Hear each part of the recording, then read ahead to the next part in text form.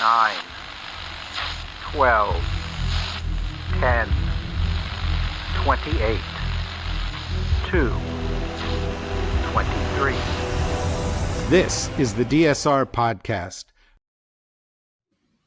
Hello and welcome to DSR's Words Matter. I'm David Rothkopf and I am joined for your pleasure and elucidation by Norm Ornstein. How are you doing, Norm? Did you say elucidation or hallucination? I wasn't sure. I really meant enlightenment. Okay. It's the age of enlightenment, certainly. It is. Whenever I listen to it, is the age of enlightenment. Thank you. I just want to know, Norm. Here you live in Washington D.C. Are there federal troops circling you at all times? Do you feel more secure? Personally, I do not feel more secure, but I can tell you I did not feel insecure before this onrush of federal troops into our city. And where I live so far, I haven't seen anything other than the usual presence. It's interesting that where they've been going is mostly the tourist areas, down on the mall, for example, or in pretty trendy residential areas. And that suggests to me that this is not really about, I shouldn't be so cynical, fighting the rampant crime in the District of Columbia. That there's something else going on here, David. I can't believe that you would be cynical. I don't view you as being cynical. Yeah. The people of D.C. have not exactly welcomed this with open arms. In one case, a guy welcomed it with an open-faced sandwich. Well, it wasn't an open-faced sandwich. It was a hero. Yeah. And I'm wondering if you think that the next thing will be to ban the sale of Subway sandwiches because they pose a threat to the federal forces at work in our streets.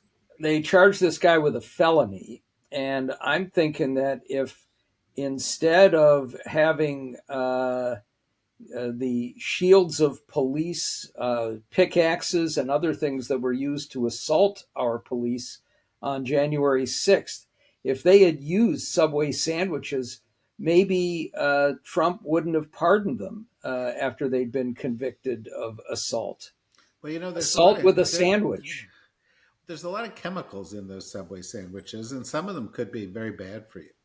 I have seen a few sandwiches that you could call deadly weapons. Well, I have to say, I'm so glad I live just across the line in Maryland, and we don't have to deal with just wait. Yeah. Well, I don't know. I don't think Governor Wes Moore, our next president, will allow that to happen. I think we will see a president who invokes the Insurrection Act and nationalizes all of these state National Guards and acts in an utterly lawless fashion. And then we'll see if anybody actually rises up and says, no, we're not doing that. I will say, David, one of the things that has gotten very little attention here that I think does deserve more is the people who are in the National Guard, whether it's the DC National Guard or the Maryland National Guard or the California National Guard or the Minnesota National Guard, have full-time jobs and usually have families. And if they're called up for something, admittedly, it was different when George W. Bush was pursuing the Iraq War and sent all kinds of National Guard members for long tours in Iraq and in Afghanistan. But generally speaking, they're called up for a couple of weeks and they have a couple of weeks duty in the summertime. Donald Trump is not just using this for his own nefarious political purposes and to herald what could be something even much worse down the road, but the number of lives he's disrupting by pulling people out of their lives, not because there's a real threat, but performatively, disrupting them, taking them away from their jobs, which will also have an impact on a lot of businesses, disrupting their families, and throwing them into a situation for which they have no training. These are not people trained in law enforcement. The levels of disaster here, of disgusting behavior here, and consequences are even greater than just this notion that you got military people or pseudo military people patrolling our streets, or that Trump has on his own taken over the Metropolitan Police Department in D.C., the same police department he used to egg on the crowds to assault back on January 6th. and and he pardoned the people who attacked them, as you pointed out. Yeah. So let me drill a little deeper into this, because I've been watching some of the coverage on the cable news.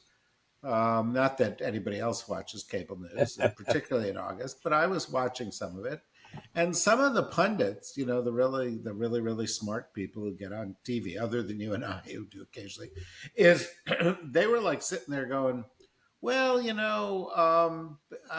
if this works out, if Trump doesn't overreach, and I was like, doesn't overreach? Wait a minute, this is an overreach. Yeah. This is completely illegal. And they go, but this could be a trap for the Democrats, because it'll make them look anti-crime, pro-crime, if they're stopping. And they were the ones who wanted to, defund police. And I was like, well, wait, what's happening here?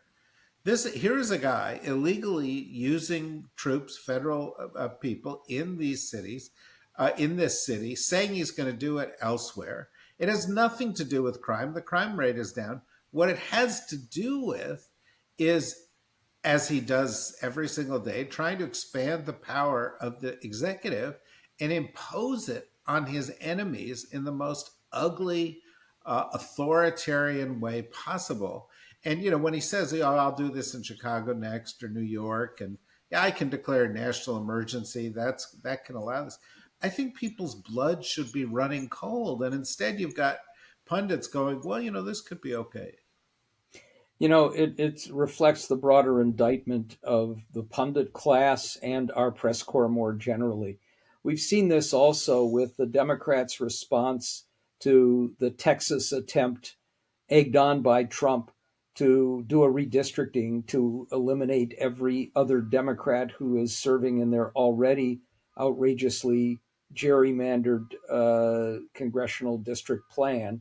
And so much of the reaction, I saw a Politico headline the other day, equates Democrats responding to this with what the Republicans are doing, much less the narrative, just as the one you just said about Trump sending the troops into D.C., why this is bad for Democrats. It's not why this is bad for the country, why this is bad for the fabric of our society. It's why it's bad for Democrats, so they can show yet again how objective they are and how they shouldn't be accused of liberal bias. Instead, what we're seeing is a bias against reality and truth. And it happens over and over again, and nothing seems to penetrate these people. And it, of course, makes it that much harder to get that reality across and have people outraged by what's going on, frightened by what the consequences are for the future. And let's note here that this is, Trump's talking about it as being about crime. It is, one, I'm flexing my muscles because I can do this. Two, this is a test case for a couple of things down the road. One is disrupting elections, including saying we've got crime right up before the midterm elections in 2026, which is also part of his broader redistricting plan, but it'll go beyond that. And the second and more chilling element of this is if you send people into Democratic cities, send troops in, and you get away with it in any fashion, you're setting things up so that if the public really turns against you, as it already is in so many ways, if the Epstein thing really begins to hurt, that you declare martial law. And you've already had the experience of having troops move in to maintain order after you've created this chaos. And of course, what would happen is mass demonstrations, which he would view as crime and view it as the opening to send in troops to quell that criminal activity, which is in fact at the core of a democratic society. Yeah, I mean, there wasn't much talk about the fact that the origins of this move go back years, right?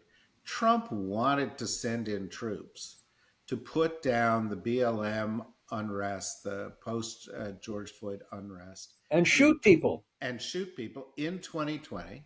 And his Secretary of Defense, Mark Esper, and his chairman of the Joint Chiefs of Staff at the time, Mark Milley, both said, no, we're not going along with that. And Trump was furious. This was June 2020.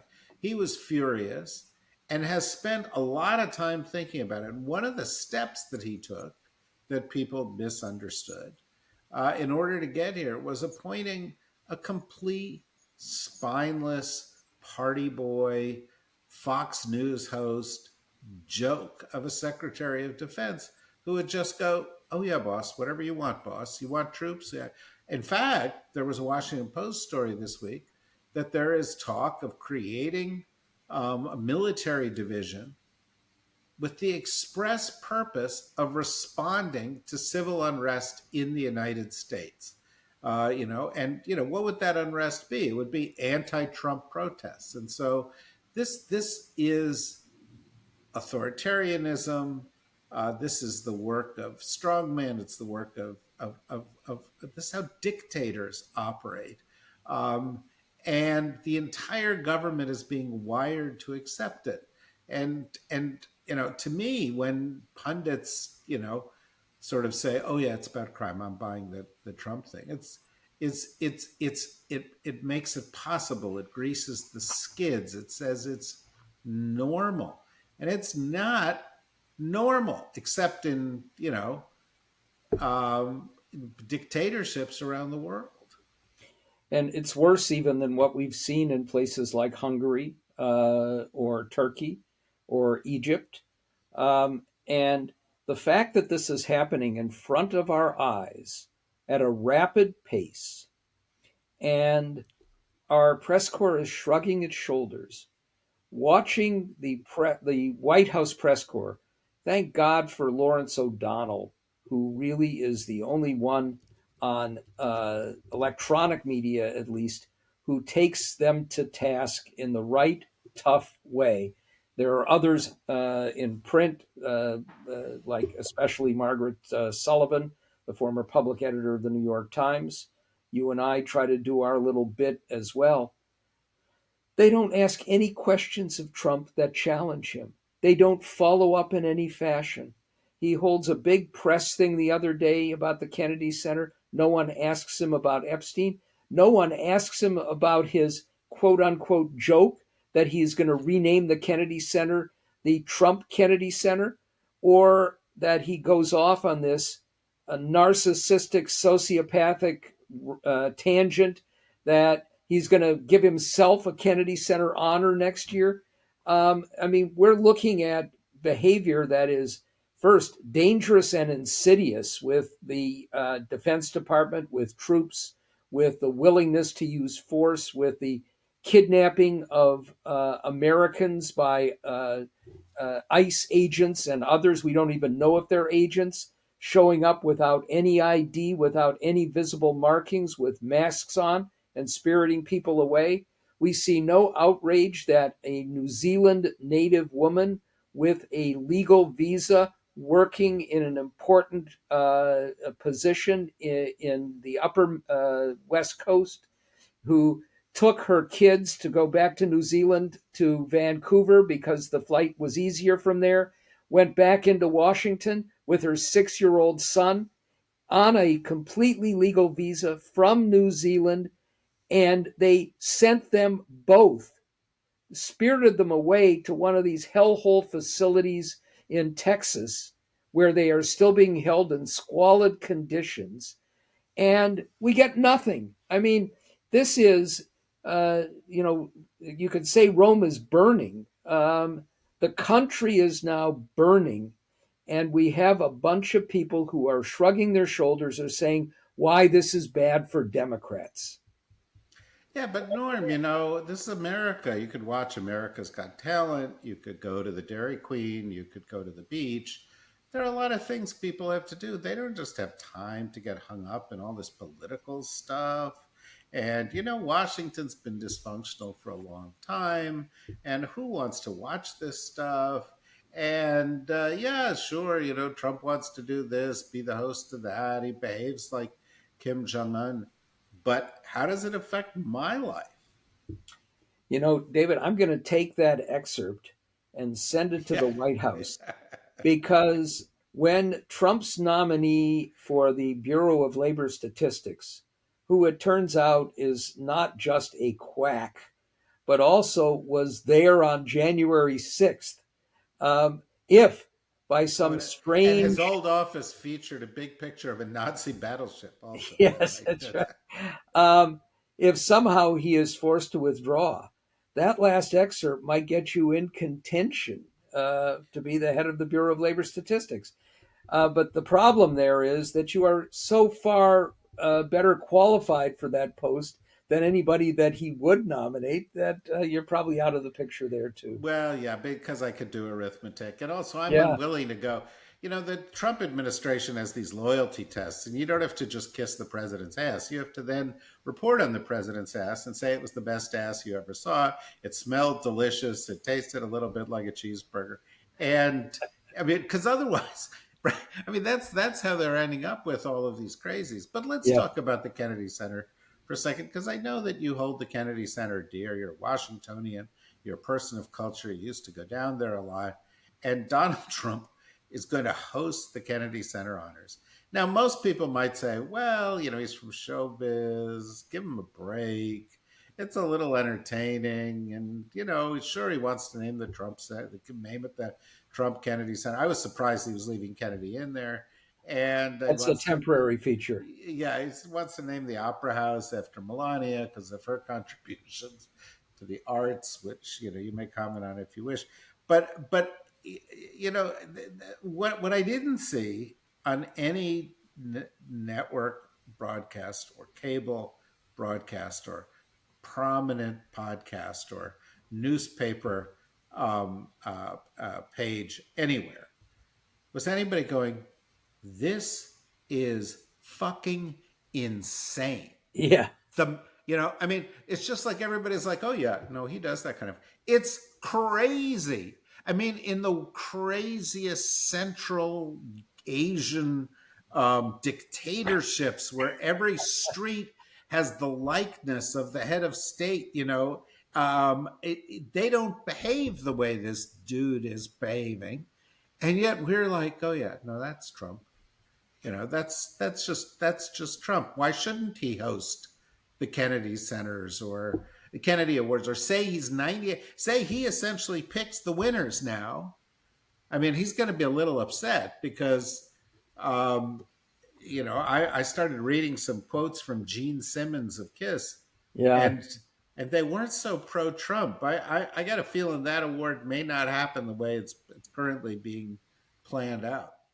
I'm pretty sure that they did not ask these honorees if they were willing to come and accept it. But you've raised a couple of points that I think are interesting. One is uh, the parallel with what Trump said yesterday when asked about the Russians hacking into sensitive information about Americans. And Trump said, yeah, that's what they do. Yeah, we do it too. And it's like the same reaction that we're getting from our press or all around. Yeah, that's what he does. And not what the fuck is going on here or the outrage that exists about it. Um, as you know, and as we've discussed before, I remain deeply frustrated and angry at the former leadership of the Kennedy Center, including the then chairman and its top leadership. That when Trump, David Rubenstein, who was the chair, when Trump, as one of his first acts as president, announced that he was firing the leadership, firing the members of the board that he could, and replacing them, including putting in as the new president Rick Grinnell, who is, if you said, hey, Siri, who is the least qualified, most embarrassing person to take over the National Center for the Performing Arts, would have been high on that list. And they caved. Instead of fighting what I believe was a fully, not just legitimate, but powerful case that what Trump did was illegal.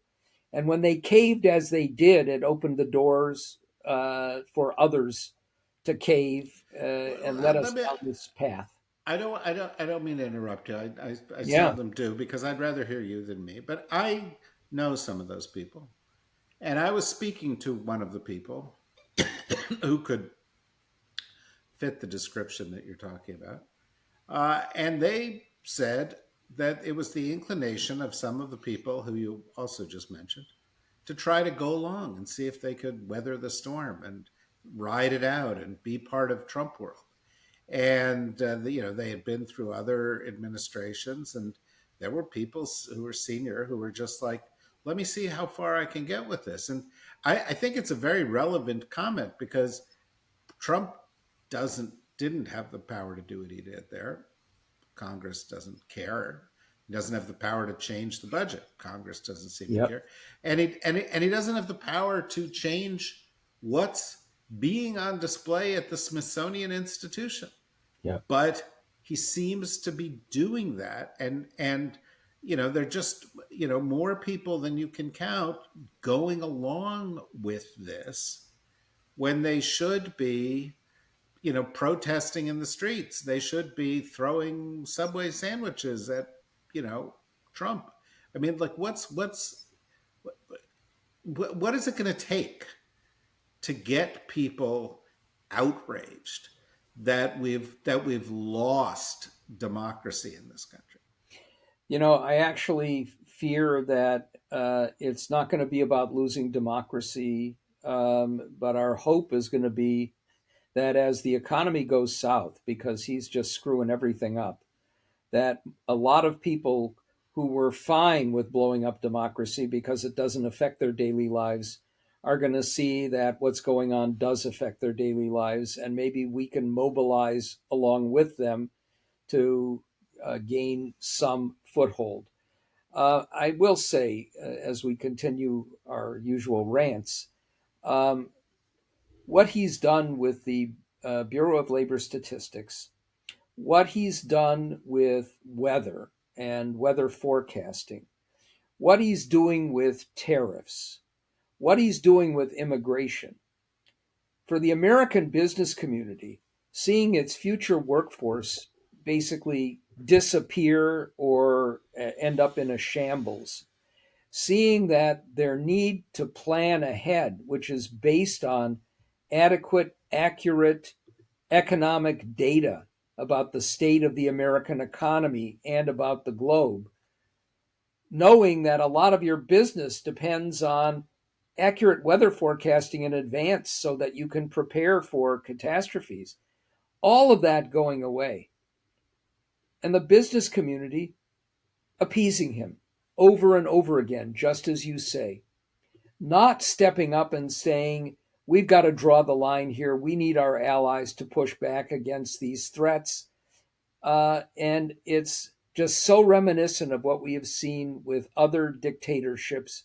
You always hate to use the Russian analogy or the German analogy or the Russian analogy. With Russia, it was all of these billionaires, the oligarchs who thought that if they appeased him, they could continue to get away with it. And then a number of them suddenly found themselves close to windows. We know we had Tim Cook of Apple embarrass himself, slime himself by sucking up to Trump and giving him a solid gold present to try and head off action against Apple, as if Trump would then say, well, that's nice. Of course, I'll leave Apple alone. If Apple, which cannot make an iPhone in the United States, and if they could, it would cost $3,500 or $4,000. When they're not doing that, Trump is going to go after them again. You don't appease the Godfather. You don't have the Godfather saying, you've been nice to me, I'll be nice to you. He'll still leave the horse's head in your bed if you don't go along with the next thing. And if you do go along, he sees weakness, and that means he will exploit it over and over again. And that smart people, either blinded by their own greed, by their own cowardice, by their own ambitions, don't understand this or refuse to respond to it, is shocking and one of the great shames in our contemporary society. Yeah, no question about that. By the way, I did notice on the social media streams that just sort of flow into my office here from all directions that a few minutes ago, Pam Bondi reported that the guy who threw the Subway sandwich was an employee of the Department of Justice and thereby an example of the deep state. I mean, it was like, oh my God. You know, it's, you know, to make the greatest tragedies in American history into the greatest comedy in American history is kind of programming genius. I'd like to take it a step further in a moment, but as everybody who's out there listens to us knows, the first part of the program is free, available to everybody as a way of getting the word out, but also as a way of trying to expose you to what we're capable of here and to say, you know, it would be really great if you became a member so then you could listen to the whole podcast because that's what comes after the break here. And we hope you'll take that into consideration. Go to the dsrnetwork.com, click on membership, and help support independent voices, which is what you'll hear on all our podcasts here, that actually do dive into these stories that even the mainstream media won't. So go to the dsrnetwork.com, click on membership. It's less than the price of a latte a month. And then you can join us for the rest of this podcast. But for now, for all of you out there in podcast land who are not members, thanks very much. And for those of you who are members, stand by. We'll be right back.